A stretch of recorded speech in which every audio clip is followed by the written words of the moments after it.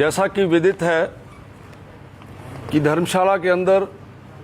नगर निगम का चुनाव होने जा रहा है और आप ये भी जानते हैं कि धर्मशाला नगर निगम में लंबे समय तक कांग्रेस का कब्जा रहा है और इस कब्जे के चलते हुए धर्मशाला के लोग इस बात को भली भांति जानते हैं कि आज धर्मशाला विकास की दृष्टि से कहाँ खड़ा है और इस लंबे समय में किस प्रकार से इस नगर निगम में क्या क्या होता रहा है, वो कुछ बातें मैं आपके सामने रखूँगा। मैं आपको ये भी बताना चाहता हूँ कि नगर निगम धर्मशाला में भारतीय जनता पार्टी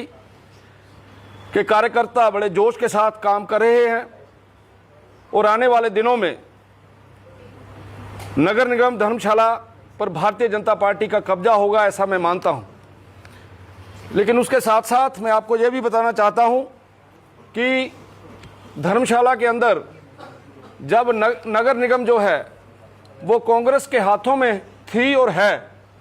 और उसमें जो हमारे पार्षद हैं देवेंद्र सिंह जग्गी जी, उन्होंने ये जो नगर निगम की जो संपत्ति है उसके ऊपर किस प्रकार से कब्जा किया हुआ है, किस प्रकार से उसके ऊपर भ्रष्टाचार किया हुआ है और उस घोटाले के कारण से सरकारी खजाने के ऊपर लगभग 1.5 करोड़ रुपए का जो है से ज़्यादा का जो है उसका नुकसान हुआ है। धर्मशाला के निवासियों के ऊपर कांग्रेसियों द्वारा आम जनमानस के ऊपर वित्तीय बोझ भी बढ़ाया है। आपके ध्यान में रहे कि 2025-26 में नगर निगम ने बजट में विद्युत उपकर जो है उसको 10 गुना बढ़ाया था, जिसमें जो 1 पैसा प्रति यूनिट था वो 10 पैसे प्रति यूनिट हुआ, जिसके कारण से हम ये कह सकते हैं कि इनकम की तरफ ज़्यादा ध्यान दिया गया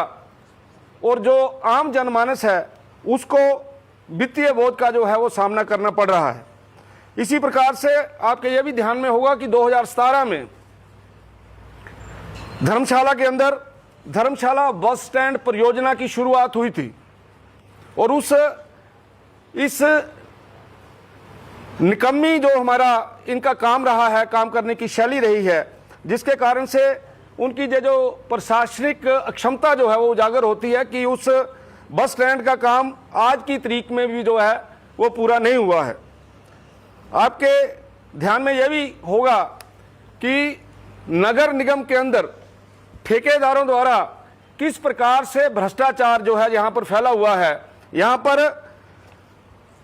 एक छोटी सी जुंडली में 5 या 7 ठेकेदार जो हैं 90% से ज़्यादा काम करते हैं और जो काम वहाँ ठेकेदारों को मिलता है वहाँ पर किस प्रकार से कमीशन जो है वो फिक्स किया गया है। आम ठेकेदार वहाँ पे जाके काम नहीं कर सकता। ये भी पिछले लंबे समय से धर्मशाला में कांग्रेस के कारनामों में आता है। धर्मशाला की महापौर नीनू शर्मा जी के समय में आपके ध्यान में रहे कि जो हमारे म्युनिसिपल कमिश्नर हैं उनका जो आवास है उसको उसके नवीनीकरण के लिए उस पर काम हुआ। 45 लाख रुपए का ठेका हुआ और 90 लाख रुपए में काम पूरा हुआ। ये तो हम सुनते हैं कहीं कि 45 लाख का काम 50 लाख में हो गया, 55 लाख में हो गया। यहाँ पर 100% वृद्धि इस बात को दर्शाता है कि किस प्रकार से निगम के अंदर भ्रष्टाचार जो है वो व्यापक है। आपके ध्यान में यह भी रहे कि जो वाहन कचरा इकट्ठा करते हैं, जो उनका टेंडर हुआ है, उस टेंडर के अंदर भी इनके जो पार्षद जो चुने गए थे उन्हीं के रिश्तेदार जो है वहां पर काम कर रहे हैं और उनको अनुचित लाभ जो है वो दिया जा रहा है। धर्मशाला की महापौर के आवास से जुड़ी सरकारी जमीन का अतिक्रमण और उसके ऊपर गंभीर सवाल उठाए जा रहे हैं और भूमि नियमों का दुरुपयोग किया जा रहा है। ये भी एक काला कारनामा जो है वो धर्मशाला की कांग्रेस का हमारे सामने आया है। आपके ध्यान में रहे, जुलाई 2025 में गज खड जल आपूर्ति योजना, जिसका पाइपलाइन काफी लंबे समय तक टूटी रही, शहर को लगभग 3 महीनों तक जल आपूर्ति ठीक तरीके से नहीं हुई। वहां पर जो हमारी, हम इसको कह सकते हैं, ये प्रशासनिक विफलता उजागर करती है किस प्रकार से हमारे नेताओं में, कांग्रेस के लीडर्स के अंदर कोई पॉलिटिकल विल नहीं है, जिसके कारण से इस प्रकार के कामों में देरी हुई और आम जनमानस को इसका नुकसान हुआ। 2025 में लगभग ये जो 10 किलोमीटर लंबी एक महत्वपूर्ण धर्मशाला मैक्लोडगंज सड़क है, उसकी हालत बहुत ज़्यादा खराब है। छावनी क्षेत्र के पास बहुत सी दरारें आई हुई हैं और 25 से अधिक ऐसे ब्लैक स्पॉट्स हैं जिनको ठीक करना अति आवश्यक है, लेकिन लंबे समय तक नगर निगम के ऊपर कांग्रेस का कब्जा होने के बावजूद उसके लिए किसी भी प्रकार की ठोस नीति जो है वो नहीं बनाई गई। और ये जन सुरक्षा और शासन व्यवस्था के संबंध में गंभीर चिंता का विषय है। धर्मशाला नगर निगम में लोकतांत्रिक कामकाज लगभग ठप हो गया है। लगभग 2 वर्षों से सदन की कोई बैठक नहीं हुई और जो महत्वपूर्ण मुद्दे विकास से जुड़े हुए हैं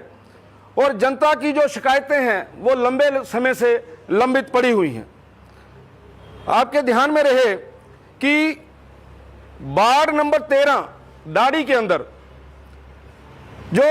धूमूशा मेला लगता है, वहां पर स्थानीय लोग उस मेले को ऑर्गेनाइज करते थे। उन लोगों से उनके इस हक को छीन कर नगर निगम ने अपने हाथों में लिया और वहां से जो 1 करोड़ रुपए के करीब की जो आमदनी वहां से हुई है, जो वो पर्टिकुलर वार्ड है, उस वार्ड के अंदर जो पैसा कमाया गया है उस पैसे का दुरुपयोग हुआ है और उस पैसा जो उस डेवलपमेंट में उस पर्टिकुलर वार्ड में लगना था वो नहीं लगा है और इसके कारण से स्थानीय लोगों के अंदर रोष है। आपके ध्यान में रहे कि देवेंद्र जग्गी जी और महापौर नीनू शर्मा जी के समय में दलाई लामा मठ के पास कमर्शियल कॉम्प्लेक्स जो है वो डेवलप किया गया और वो जो कमर्शियल कॉम्प्लेक्स डेवलप किया गया तो उस कमर्शियल कॉम्प्लेक्स का मतलब ये था कि वहाँ के जो आम जनमानस है उन जनमानस को वहाँ की दुकानें मिलती किराए के ऊपर और वो वहाँ पे अपना अच्छा जीवन जी सकते, वहाँ से कमाई कर सकते। लेकिन क्योंकि ये भ्रष्टाचारी लोग हैं, इन लोगों ने वहाँ पे टोटल 21 दुकानों की कीमत जो है पर यूनिट जो है वो 25 लाख रखी, ना कि वो उसको छोटी इंस्टॉलमेंट के ऊपर वहाँ पे रहने वाले गरीब लोगों को, आम जनमानस को दिया जाता। और ये एक बहुत बड़ा, ये कह सकते हैं कि एक भ्रष्टाचार जो है वो यहाँ पर भी देखने को मिल रहा है। और हद हो गई है कि आपके वार्ड नंबर 10 में श्याम नगर के अंदर जो आम जनमानस के मुख से जो सुनना पड़ रहा है कि जो वहां पे 2 पार्किंग स्थल बनाए गए हैं श्याम नगर के अंदर, वो निजी उपयोग के लिए वहां पे कब्जा किया गया है, ये आम जनमानस का आरोप है। और धर्मशाला में स्वच्छता सेवाओं की हालत खराब है। बार बार अनियमित कचरा संग्रहण, कचरा वाहनों और कर्मचारियों का अनियमित आगमन जो है वो चिंता का विषय पूरे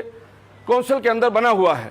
मैं ये छोटी छोटी बातें आपके ध्यान में इसलिए ला रहा हूं कि आप जिन लोगों को लंबे समय तक यहां काम करने का मौका दिया, आज आम व्यक्ति कांग्रेस पार्टी से यह प्रश्न कर रहा है कि इतने लंबे समय तक रहने के बावजूद इस प्रकार के भ्रष्टाचार, इस प्रकार की अनियमितताएं यहां क्यों हैं। और धर्मशाला की जनता आज इन सारे सवालों के साथ खड़ी है इनके आगे और मुझे पूर्ण विश्वास है कि आने वाले दिनों में भारतीय जनता पार्टी यहां पे अपना परचम लहराएगी, क्योंकि अभी तक तो हमारे स्टार कैंपेनर यहां आए नहीं हैं। पता लगा है आज आ रहे हैं। अगर वो आ जाएंगे तो मुझे लगता है हमें और बहुत बड़ा लाभ जो मिलेगा। पता लगा है 4 बजे आज उनकी प्रेस कॉन्फ्रेंस है, क्योंकि जहां भी सुक्खू जी जाते हैं वहां पर भारतीय जनता पार्टी की जीत होती है और कांग्रेस की बहुत बुरी हार होती है। और मैं आपके चैनलों के माध्यम से यही संदेश देना चाहता हूं कि जे वो सरकार, जिस सरकार ने महिलाओं को लूटा, किसानों को लूटा, बागवानों को लूटा, नौजवानों को लूटा, आज इन सब बातों का हल जो है वो भारतीय जनता पार्टी है और निश्चित तौर से लोग भारतीय जनता पार्टी के पक्ष में ज़्यादा से ज़्यादा वोट देंगे, ऐसा मेरा मानना है।